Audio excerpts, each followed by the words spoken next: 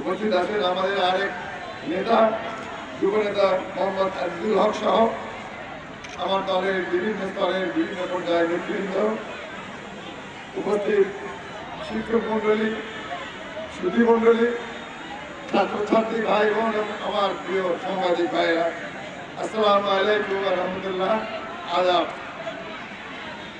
এই চাচাইতলা মাদ্রাসাযুক্ত উচ্চ বিদ্যালয়ের প্রতি আমি দুর্বল এবং আমি এটা খুবই শ্রদ্ধার একটা স্থান আমার এই স্কুল।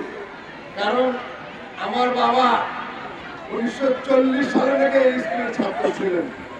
এইটা শোনার পর থেকে আমি এই স্কুলে এসেছি এবং আমার সরকারের আমলে আমার যতটুকু করা চলে আমি করতে পেরেছি এবং করেছি।